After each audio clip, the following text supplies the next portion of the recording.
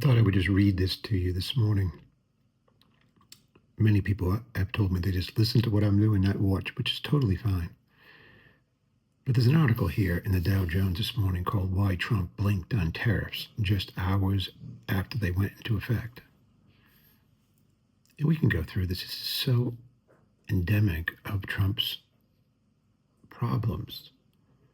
And it shows the divide between people who support him to this very day, despite the complete nonsense of a president changing his mind, and according to some sources, on tariffs since he's become president, it would now be like 86 times. Now, I only count the big ones, which is like at least 7 or 8. But obviously he loses, even though he's trying to pretend that he wins.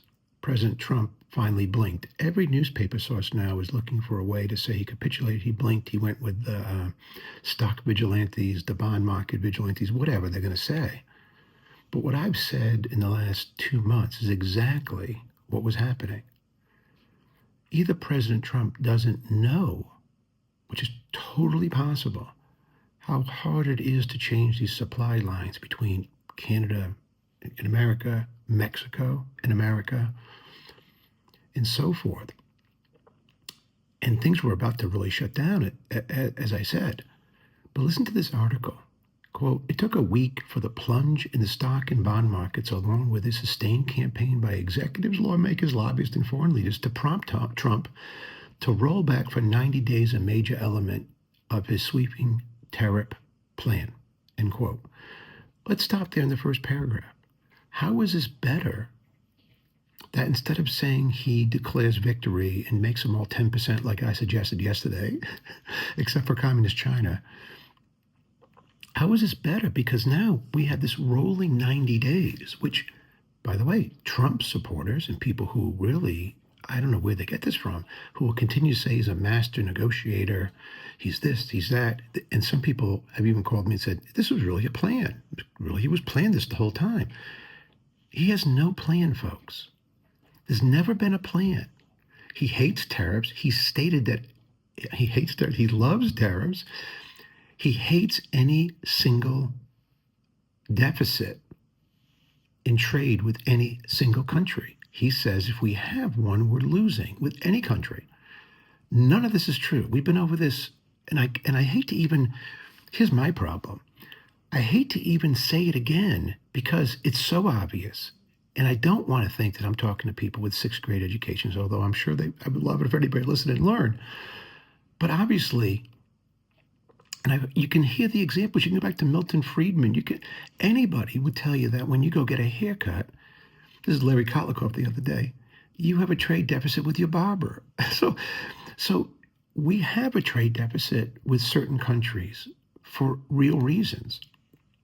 One, we have a very, very wealthy country, and we're the world's reserve currency.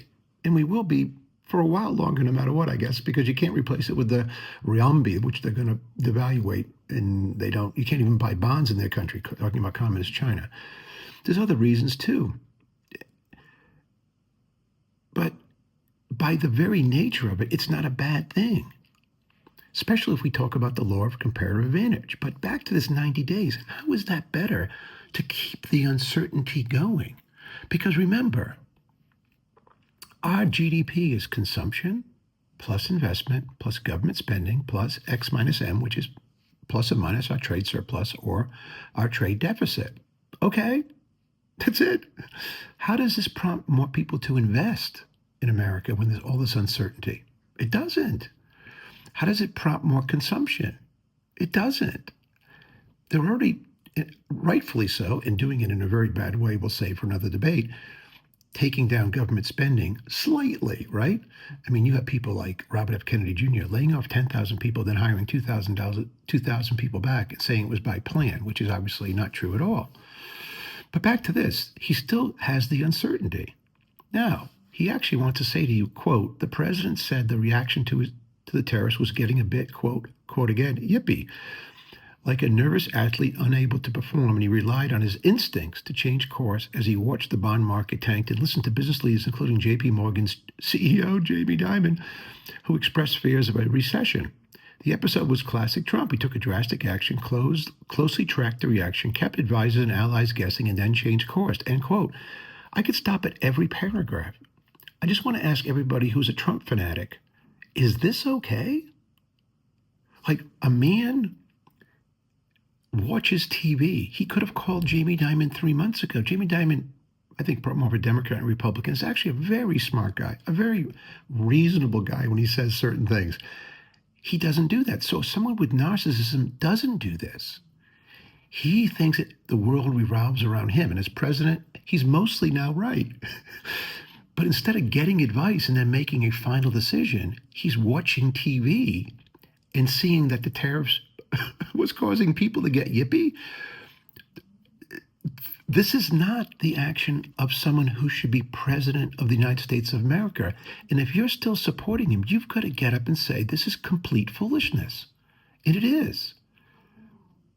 But that's the way he does things. This is how he did it when Signalgate started, whatever they're calling it now. He didn't take advice from people around him in the war room or whatever they want to meet in the Oval Office securely and say, okay, to the general, when do you think this should be taken out? Attacking the Houthis. He didn't do that. He made a decision, told like Stephen Miller, they have a meeting on Signalgate, no one knows exactly what to do and when to do it. That's not the leader we need. We need Eisenhower, someone who could figure out how to storm the beaches on D-Day. Do you think they waited for either public reaction or along the way he made a decision and then everybody argued about what day it was going to be? Read your history. None of this happened. And this the first 2 paragraphs of this article should show everybody why he shouldn't be president. But we're left with a country. See, the reason we have a narcissistic president is our country now is much more narcissistic than it used to be. Take a look around you, folks. Do you know your neighbors? I try to know my neighbors to the north.